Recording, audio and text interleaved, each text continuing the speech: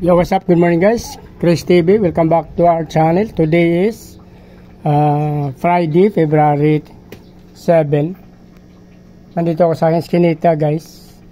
Guys, dun sa previous video ko kasi may pinakita ko dun. Nakabili tayo ng tryo doon sa pet shop guys.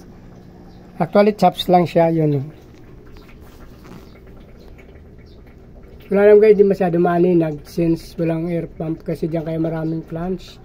Actually may air pump kasi dyan pero mahina lang siya kaya nilagyan natin ng plants marami. Tryo po yan guys, yan sila. Yan. Kaya nabili natin. Mababa lang din naman yung presyo niyan guys. Binili natin sa pet shop.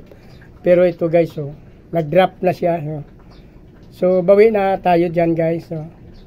Kahit sample ay mabuhay dyan, 15 piraso. Nasa 30 pesos po siya.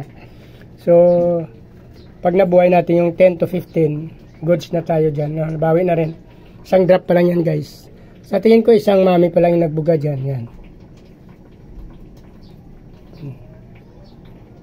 Nalagaan ko ito ng mga 2 weeks yata pa lang guys. Wala pang 2 weeks 1 week.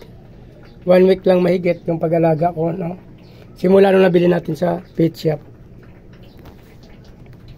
So 1 week, magto 2 weeks natin to na nalagaan. Kasi pinili ko na talaga doon, tinuro ko kasi sa doon sa pet shop na yung medyo magandang pilihan, yung medyo chubby na female.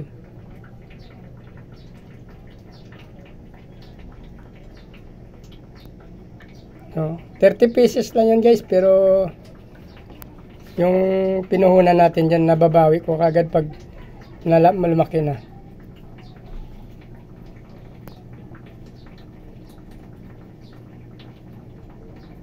Saka mayroon pa tayo dito yung sa may aking feeder. Yan guys yung aking feeder yan. Pasensya na kayo, medyo marumi kasi hindi ko pa napalitan na change water. Yung mga plants dyan. Pero goods naman sila kasi maruming sanay naman sila. Parang natural habitat lang nila yan guys. Daragdagan na lang natin yan ng tubig. Actually nag-drop din po yan sila yan.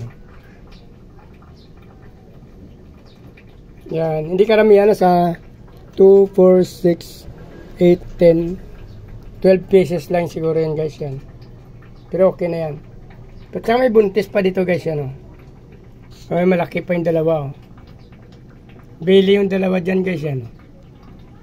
Yung laki pa yan. 3 piraso. Yung dalawa talaga guys. After 1 week yan mga anak yan. Yung dalawa na yan napakalaki na ng binubuntis nila yan.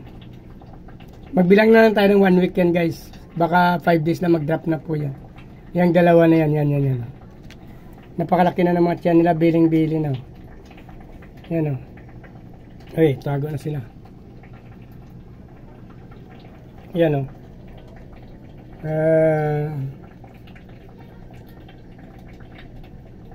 actually hindi na siya gano'ng kagandahan kaya naghanap na tayo ng breeder. Baka bukas may pupunta kami doon sa Camarines yun. Pupunta kami doon guys kasi may kakilala doon yung kaibigan ko. Bumili siya kanina ng fish sa akin Actually electric blue moose ko yung binili niya. So niyaya niya ako pupunta kami doon sa kakilala niya guys. Mayroong bagong strains tayo makita doon. Update ko na lang kayo ulit bukas guys. Kasi meron siya pinakita doon na gold na parang swordtail pero gapi siya. Swordtail pero gapi. Full gold. Try natin bukas titingnan. Dadayuhin namin guys. Hindi ko alam kung matutuloy kami. Pero pag natuloy kami, update ko kayo guys. So dito na lang guys. Para hindi na humaba yung video natin. Please like, follow, subscribe sa ating YouTube channel. Chris Molieno. Pakisama nyo na rin ang aking Facebook page guys. Follow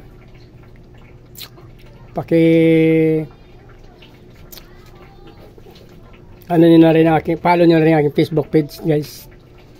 Chris Molieno. Maraming salamat. Good morning. Mabuhay kayo hanggang gusto nyo. Bye-bye!